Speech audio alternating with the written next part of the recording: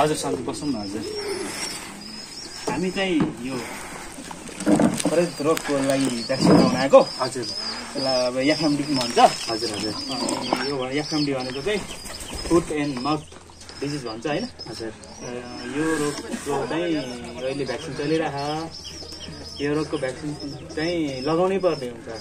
अनि यो खोरेद रोग भनेको के हो र अनि कस्ता कस्तालाई लगाउनु मिल्छ हजुर? यो खोरेद रोग भनेको चाहिँ दाइ एउटा खुर फाटेको हुन्छ नि जनावर, जस्तो भैँसी, गाई, बाख्रा, अन्त बङ्गुरहरू आउनुहुन्छ होइन।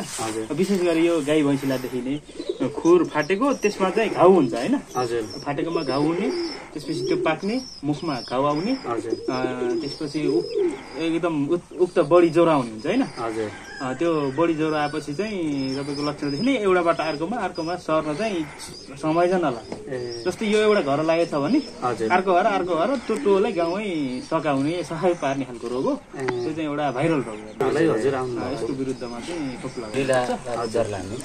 त्यसो बेला हजुर रेनाली छाडा गाउँपालिका 1 नम्बर 3 बनपोखरी पेलाबसी भएर होइन रिप्टल। हजुर रिप्टल।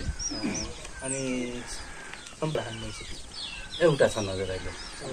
हजुर ल्याउने बेहुली छैन, दुध दिँदैछ। हजुर ल यो कार्ड चाहिँ सुरक्षित राख्नु होइन। हजुर यो चाहिँ अर्को वर्षको लागि चाहिन्छ। या तपाईँको जस्तै बिमा गर्ने छ नि अहिले, हजुर बिमा गरौँ भने चाहिँ यो भ्याक्सिन लगाएको होइन भनेर चाहिँ अहिले खोज्छ बढी छ होइन। हजुर यो रोग चाहिँ धेरै ठाउँ देखा परेछ। यो चाहिँ देखा नपरोस्, नलागोस् भनेर चाहिँ पहिला नै लगाउने भ्याक्सिन भएको कारणले चाहिँ हामी लगाउनु। ए हस् ल, यो अर्को वर्ष आउँदाखेरि अर्को 1 वर्षसम्म जति अब सुरक्षित राख्नु। किनकि अब बिमा गर्ने हुन्छ होइन। यत्रो जनधनको क्षति हुन्छ नि त, जस्तै अब लाखौँको भैँसी अब क्षति हुन्छ। बिमा गर्ने कारणले गर्दा बिमाले चाहिँ यो खोज्छ। र फेरि एउटा लाखको प्रमाण भन्ने पनि हो। अनि 1 वर्ष पछि फेरि आउँछौँ नि त। अब फेरि आएपछि अर्को कार्ड दिन्छौँ। अर्को कार्ड दिने भयो भने 1 वर्ष